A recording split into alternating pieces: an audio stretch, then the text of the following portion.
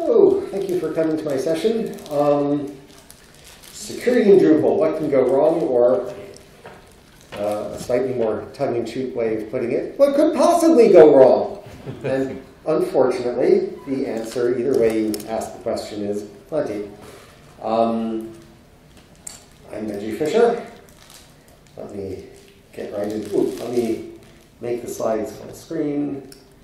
Make sure my brightness is all the way up. Yeah, it is. And on to the next slide. Introduction. About me. I'm Benji Fisher. I'm Benji Fisher on Drupal.org, on GitHub or GitLab.com. I contribute to Drupal in several ways. I'm a member of Usability Group, one of the co-maintainers of the migration subsystem or the Migrate API, and I'm on the Drupal security team. And I'll say more about the security team later.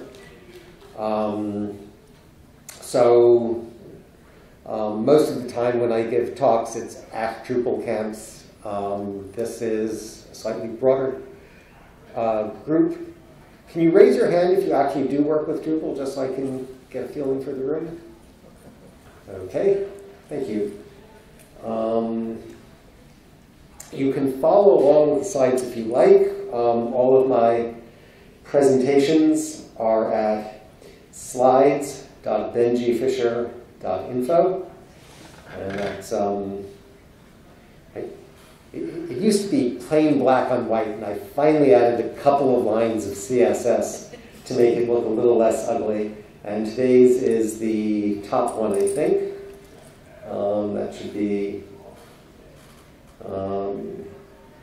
yes, nerd.html. You can see the same thing there that I'm showing all the slides, and you can actually click on the links, which you can't do if you're just looking at it on the screen. So here's what I plan to talk about, the introduction. We're in the middle of that now. What is the OWASP Top 10? What is Drupal? And as I said, I usually talk at Drupal events, so I sort of have to apologize for that, but not today. And then don't be too intimidated by this list, but not surprisingly, there are 10 things in the OWASP Top 10, 10 security vulnerabilities. I will not talk about all of these today. We'll get to choose 2 of them.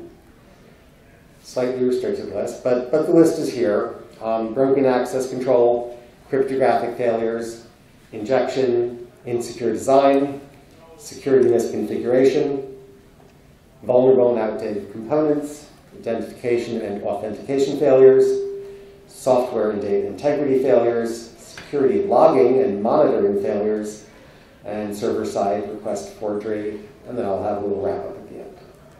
So that's the outline.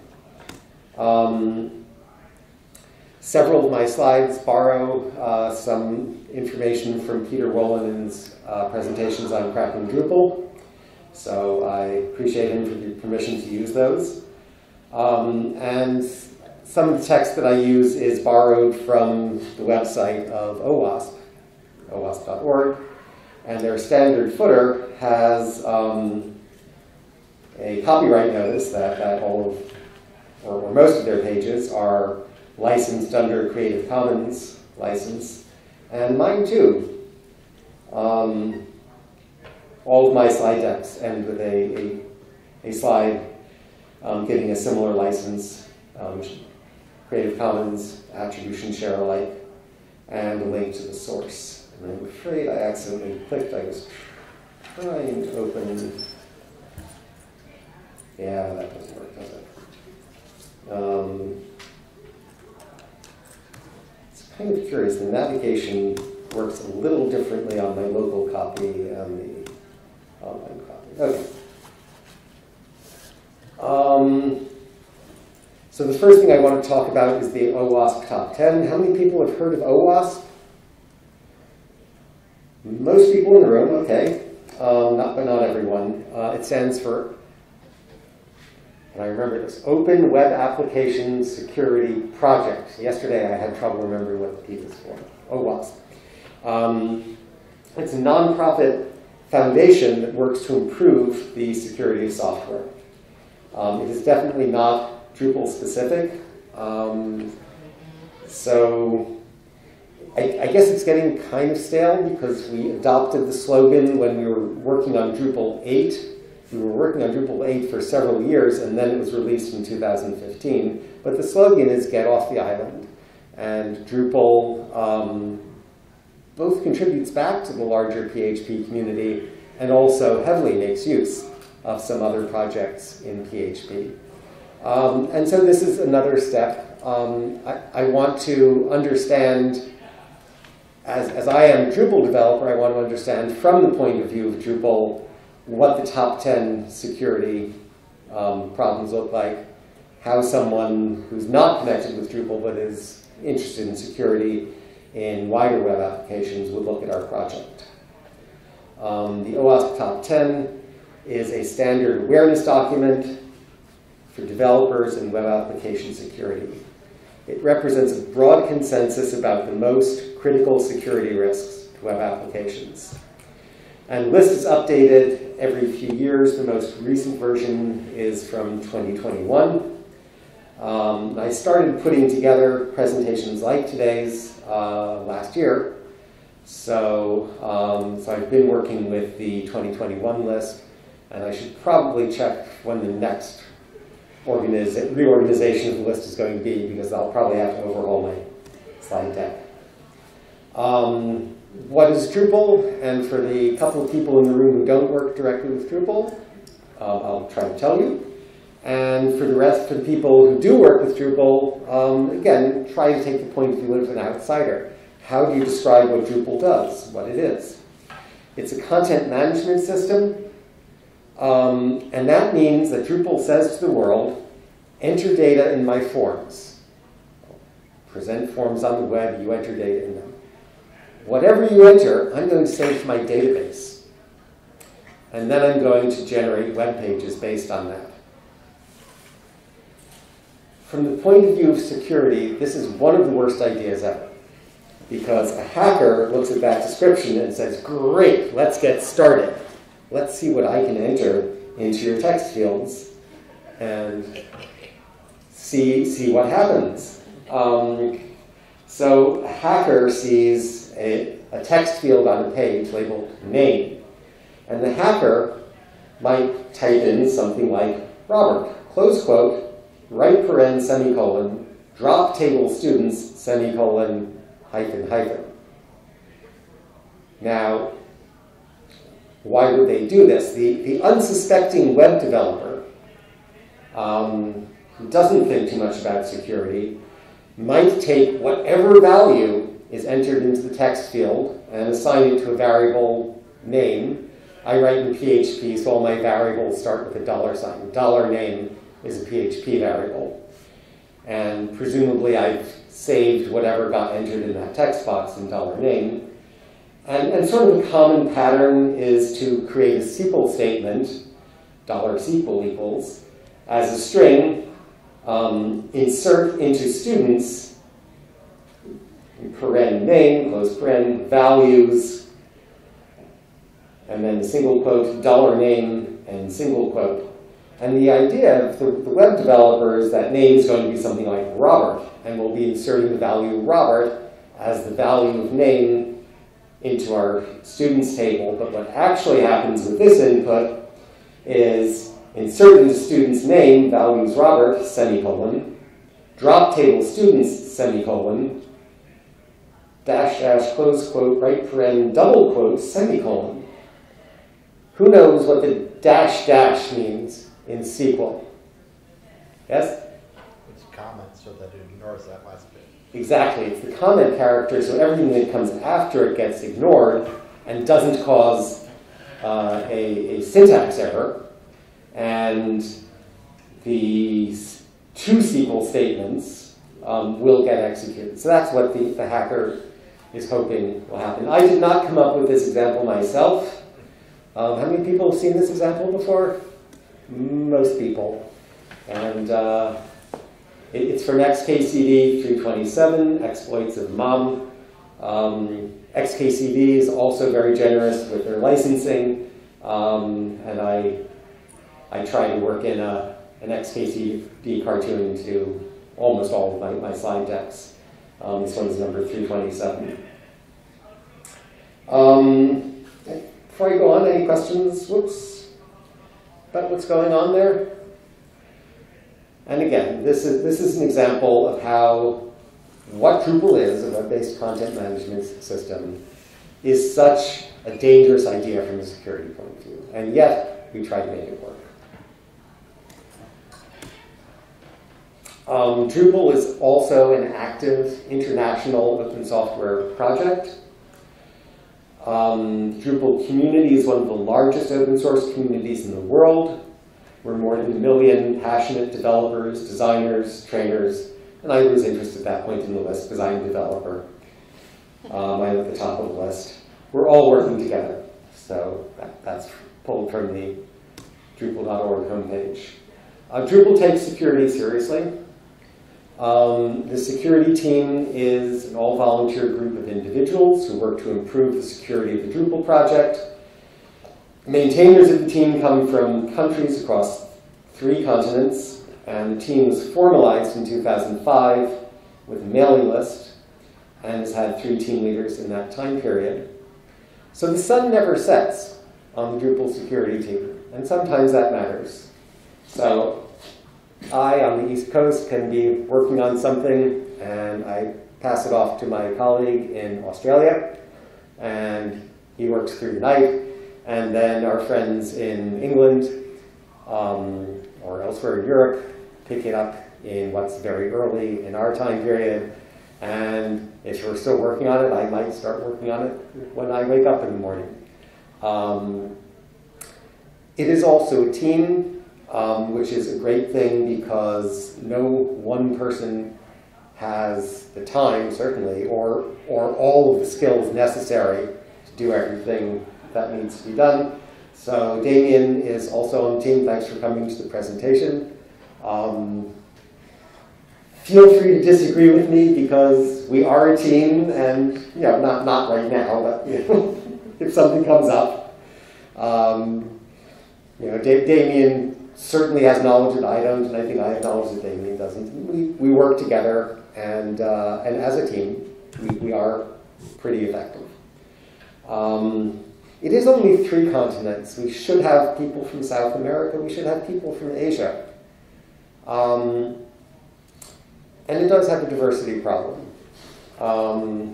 So that's something I would like to do something about, is get the team bigger and make it more diverse.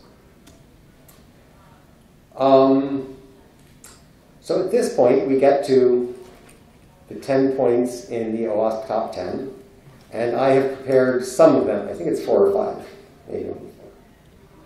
I am prepared to talk about broken access control, which is number 1 on the list, cryptographic failures, number 2 on the list, injection, number 3, or vulnerable and outdated components, number 6.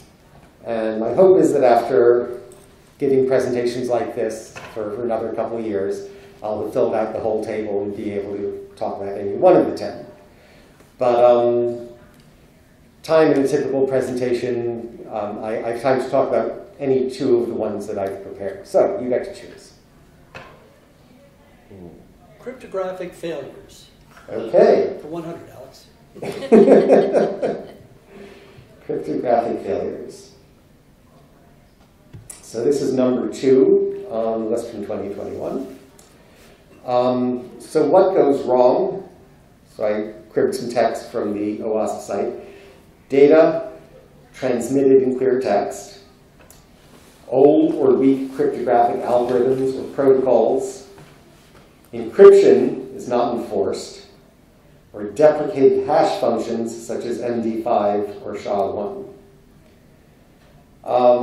So some of this is very technical, and some of this is sort of what everyone should know about.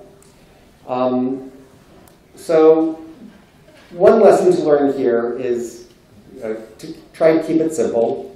unless you're a cryptography maven, do not try to do it yourself. Do not try to do encryption and user authentication and things like that by yourself. Know when to call for an expert.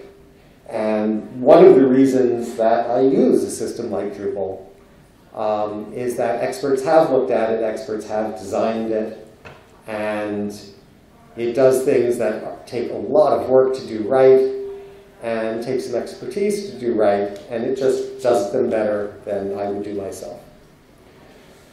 So let me start with a question.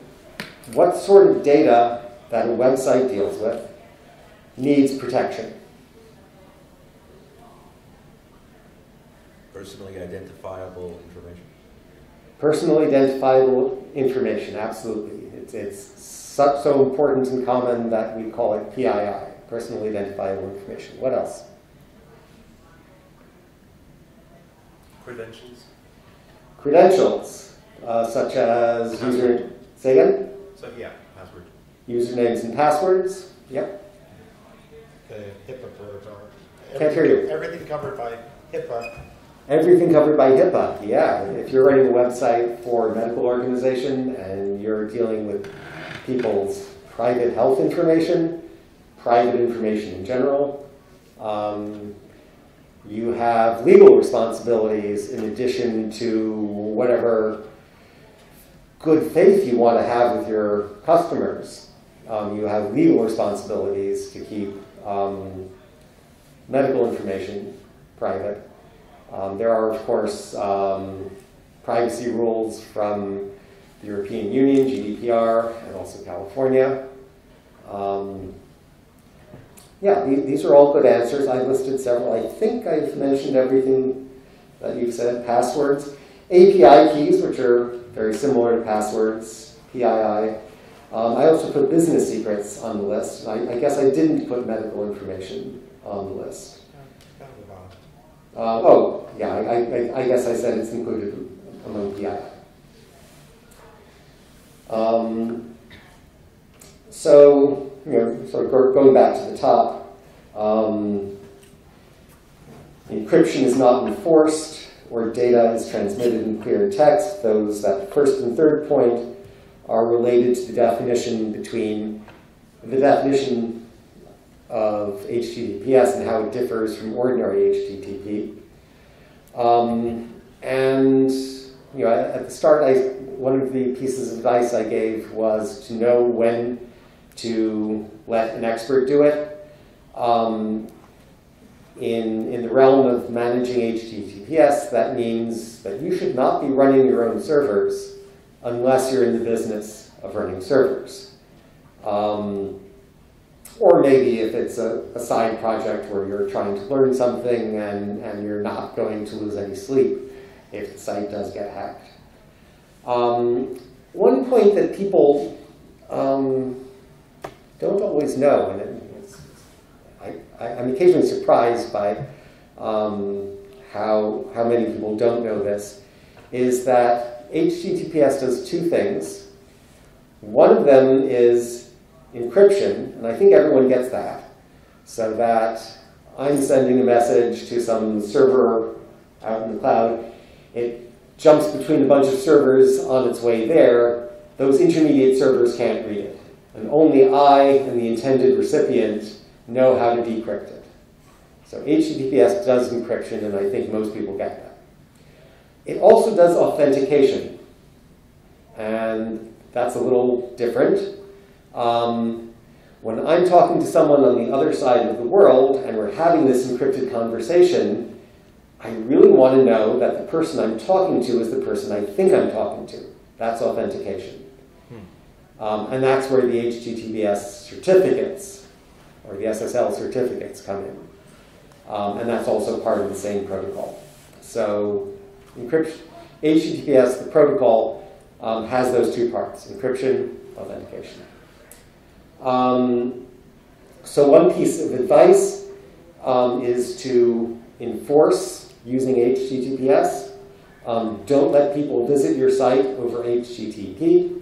You can do this with a special header called the HTTPS Strict Transport Security header, which I couldn't remember if I didn't have it in front of me on the slide, or HSTS, that I remember.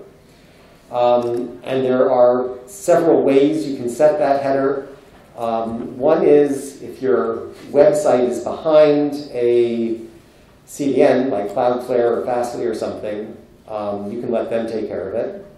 They're the servers that are terminating HTTPS. They can handle the headers. If you don't have something like that, if you don't have a CDN, you can do it at your own server. Or you can also do it through Drupal. There's a contrib module called Security Kit, which makes it really easy to set that header and do a bunch of other things. We talk about SSL certificates, but the actual protocol SSL is known to be insecure. It was replaced several years ago. SSL is Secure Socket Layer. I am pretty good with acronyms. And it was replaced with TLS, which is Transport Layer Security. And even the first couple of versions of TLS are insecure. You have to make sure to use 1.2 or above. Now, if you don't want to worry about which version of TLS your server is running, then go back to my first piece of advice. Don't run your own servers.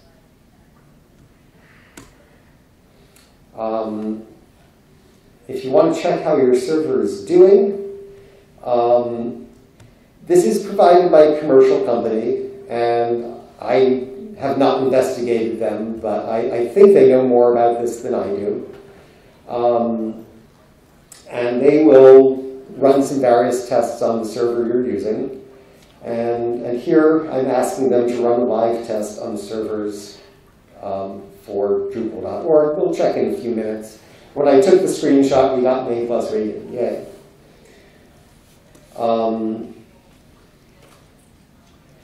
So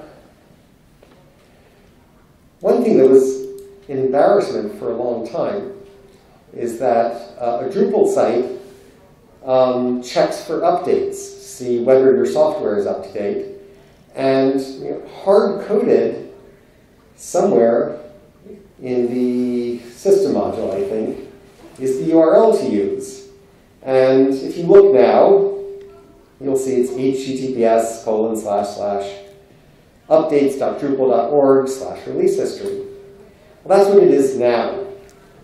It was only 2.5 years ago, November 5th, 2020, that we fixed that. Until then, it was still using HTTP. That issue was open for several years because it wasn't in 2020 that we realized we needed to use HTTPS to get our update data. But it's complicated. You can't just change something in Drupal and expect it to work for everyone. And it took several years to get to the point. And we are still working on fixing that for Drupal 7. I checked yesterday. And that issue, in fact, is anyone here using a Drupal 7 site? At least 1, 2 people. Okay, so let's have a quick look at this. So here's the issue that's been fixed for Drupal 9 or 10. Kind of slow to load. There we go. Close fix, that's what I like. But it has a linked issue. In yellow, yes, this is the Drupal 7 backport. Update status does not verify the identity. If you scroll down to the bottom, there is a patch. It needs review, but it also needs manual testing. So look at the list of remaining tasks. Number 5 needs manual testing. You could help make Drupal 7 more secure by testing this patch and making sure that it fetches updates as expected. Help move this issue along. And I think SSL Labs, no, it's still working on it. Oh, there are 4 different servers it's checking. The first one it checked got an A+. Yay! I believe in live demos. sometimes something goes wrong. That's okay. API keys are like long passwords. They're used for accessing external services, like if your Drupal site is sending mail from SendGrid or some other external application. It needs some sort of way to authenticate with SendGrid, say, here, send this email for me, and charge a fraction of a penny to my account.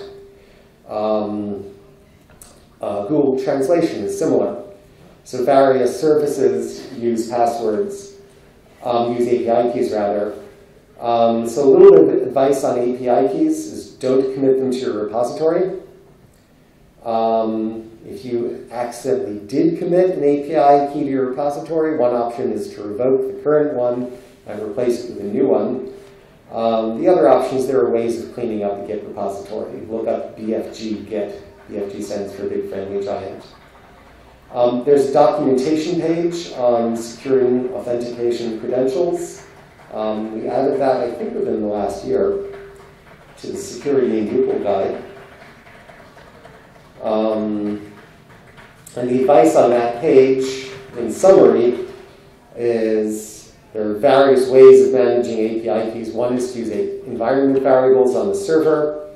Another is to save the API key in an external file and include it in settings.php. And then there's also contrib modules for managing keys. And I guess I'm half an hour into the presentation, so I think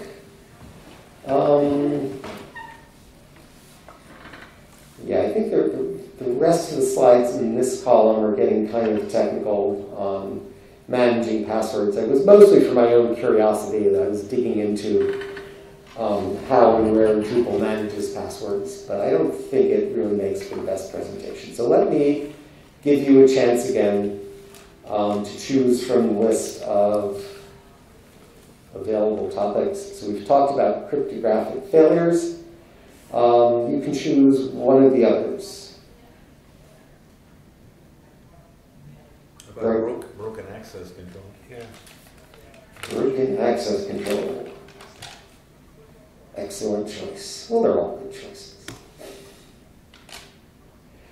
So, and this is one of the things that sort of threw me for a loop when I first looked at the 2021 list, that 2 or 3 different things from the earlier lists were rolled up into this, this one heading of broken access control.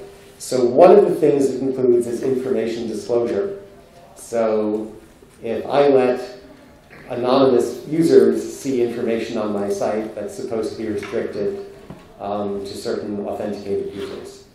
Being able to edit or delete content on the site without the proper authorization, that's another form of, what is it, broken access control. A third is cross-site request forgery, which we'll get to on one of the slides.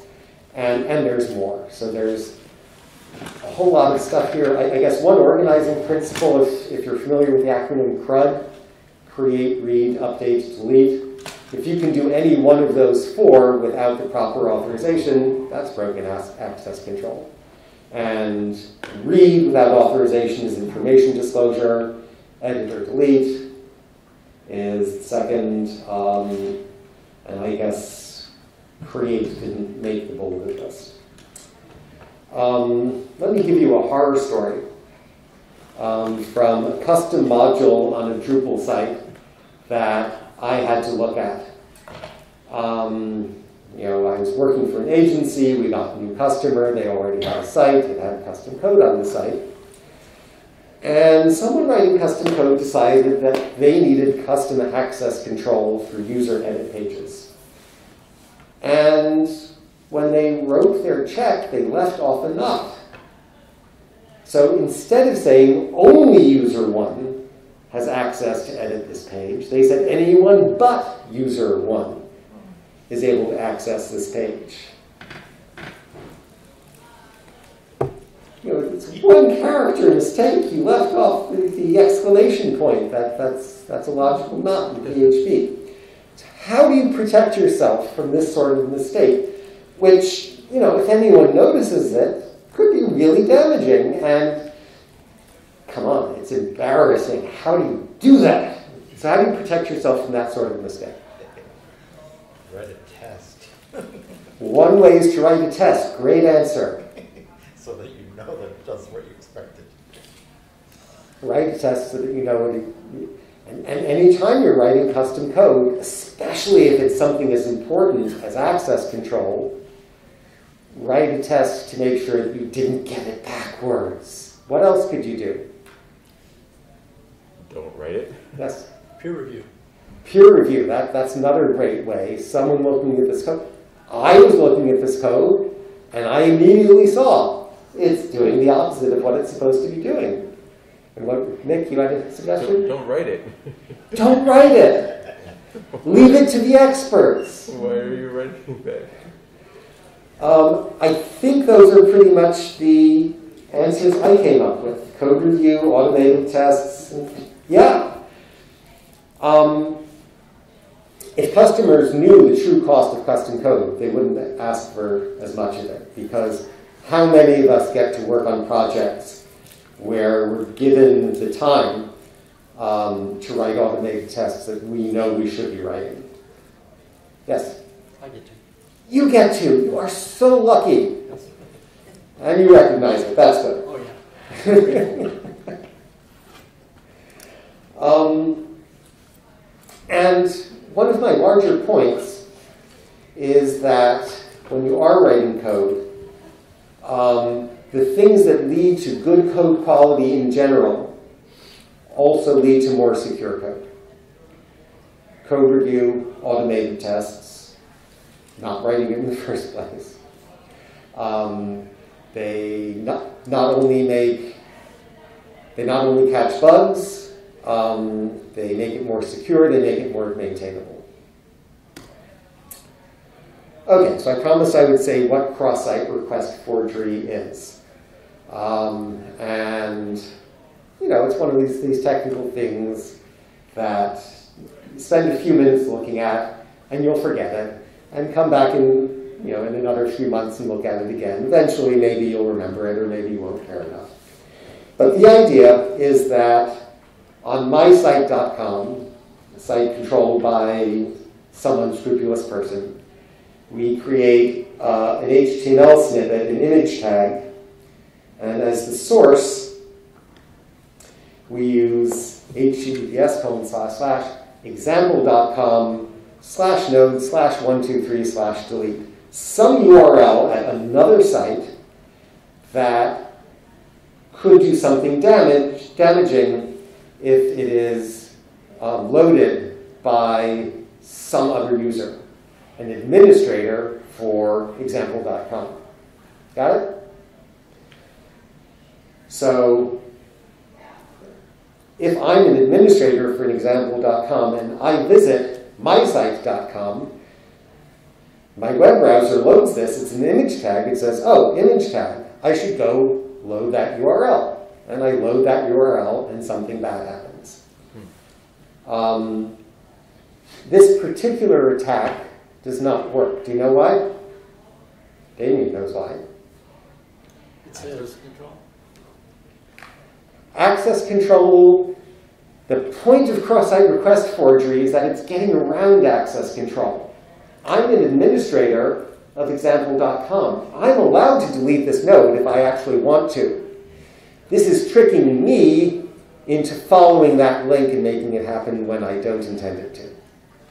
Got it? So it's getting around the access control in the first place. And that's what makes it a cross-site request forgery. Yeah? It's a get, not a put. It's a get, not a put. Post. Sorry, get, not a post. Get, not a post. That's a good guess, and and I guess that's actually part of the correct answer. If it's engineered properly, yes. Yeah, following HTML semantics, yes. Something that changes state should be a post request. And that's part of the right answer. But we don't always follow HTML semantics properly. I mean, the Drupal delete page specifically has a confirmation. So that's the one I was thinking of. That in Drupal, there's a confirmation form. So here I'm looking at umami demo site, en/recipes fiery chili sauce. There's a delete tab because I am logged in as an administrator of this. This is a site just running on my local computer. If I click on delete and notice that that URL is exactly the pattern I was talking about, node/9 in this case, delete. It doesn't immediately delete it. It gives me a confirmation form.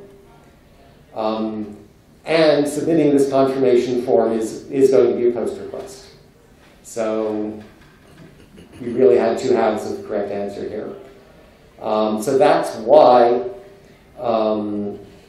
But it's even if you didn't have that confirmation form, it still wouldn't delete it if the request was coming from another website, right? So the question is, even without the confirmation form, it wouldn't happen because the request is coming from another website. I think that depends. Controls, right? There's like 3 things that control that. If And if you get them wrong, it will work. Yeah.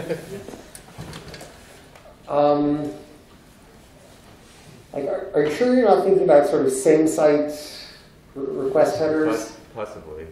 I think there's more involved in it than what you said, and it's not, the protection is not always in place, and it might only apply to JavaScript.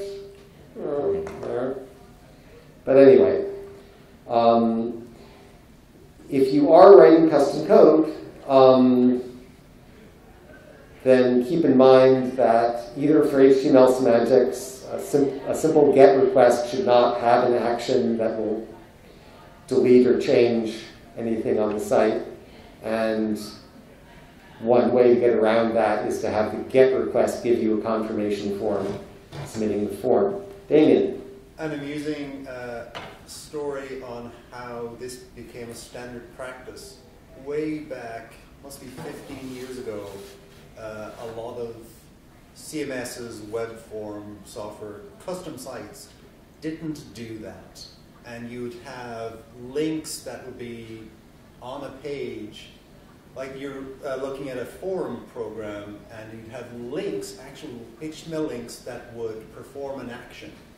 PHP BB was a big one with that. And I forget if it was Netscape or Internet Explorer at the time brought out an update that had pre-fetched requests for links on the page. All of a sudden, people's sites started deleting content and weird stuff started happening, and they traced it to that. And there was a worldwide facepalm.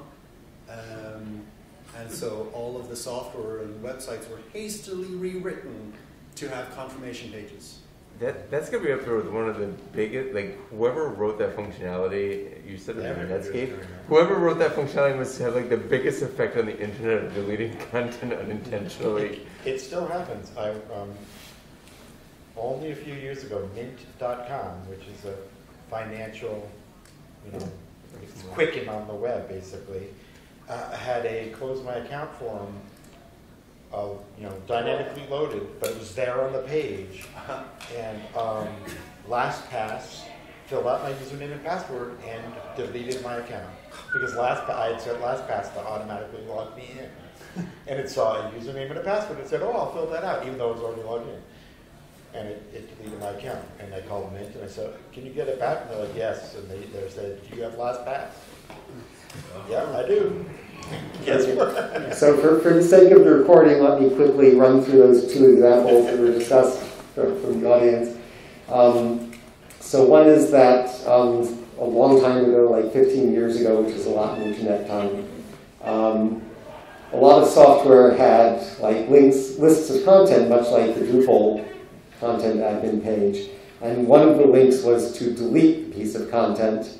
And then one of the web browsers cleverly decided to preload every single link on a page as soon as you visited it, with disastrous results.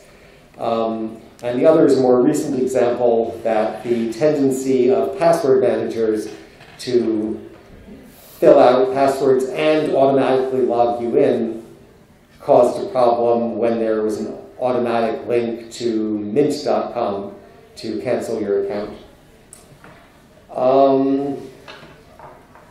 So thank you. Even though I forgot to request it, you have been interrupting me, which I greatly appreciate, and not saving your questions for the end, which I should have asked you to do anyway. But yeah, let's get back to the slides. And we've seen, yes, this actually has happened in real life, and we have learned from it, and we should follow HTML semantics, and we have ways of protecting ourselves. But let's go, a little more self-reflection. What incorrect assumptions are involved in similar sorts of attacks? Well, the very first one is assuming that the request came from one of your own pages. Well, like exactly. That your referrer is yourself. One common assumption that people are making when doing web applications, complex websites, is they assume that when they are writing code to process some sort of request, that code came from wherever they expected it to come, some other page, submitting a form that they wrote, and that is not the case. If you have code that processes a form, someone can post to your page with whatever they filled in. It does not actually come from your form. Let's see, did I have another answer to that? So use confirmation forms. Expect users to tweak URLs. If there's a URL, they might tag edit onto it or delete. The third point is exactly what you just said. Do not expect form requests to come from the forms you created. Use CSRF tokens. That's cross-site request forgery. I am just about out of time, so I won't follow that link and talk any more about CSRF. There's actually one more in Drupal specifically. In settings.php, you can set the allowed sites and really lock it down. You said what? In settings.php, you can set the list of allowed sites and really lock it down. Yeah. Yeah. I forget what the variable's called. But Trusted host setting. Trusted host. Trusted host. Yeah. You got that. That's getting kind of technical. Anyway, I'm almost out of time, but there is a trusted host settings. We don't have time to discuss what that does. Remember that forms are hard. Drupal actually does them really well. If you are writing a Drupal site, take advantage of the Form API. Don't try to do it yourself. And remember that a web CMS is one of the worst ideas ever from the security point of view. I have an example, but we don't have time to go through it. I did want to talk about this as part of the communication, part of the way that Drupal communicates these security problems when they do arise. So let me just read out some of the way the Drupal security team communicates these things. The Drupal core media module allows embedding internal and external media in content fields in certain circumstances. We're deliberately vague. The filter could allow an unprivileged user to inject HTML into a page when it is accessed by a trusted user with permission to embed media. In some cases, this could lead to cross-site scripting. So yeah, that's all kind of technical, but that's what a typical description looks like. And I talked a little bit about how that fits, but again, I am really running out of time, so let's skip to the end. Conclusion. Just a summary. This is where we've been. We had the introduction. We talked about the OWASP, top 10. Talked about Drupal. We listed and talked in depth about 2 vulnerabilities. And conclusion, some references. I have links to my slide decks and the source files, links to a couple of pages on the OWASP site, a page on the Drupal security team, page on Drupal core release cycle. Let's just have a quick look at the security advisories page, which was reorganized recently. It used to have separate tabs for core, contrib modules, and security advisories. Now you have these links at the top that will filter on any one of those. Just this week we had 2 security advisories for contrib modules, one of which is no longer supported, and 3 security advisories for Drupal core. If you did not notice that we released a security version of Drupal 9 and 10 on Wednesday, 3 days ago, we did.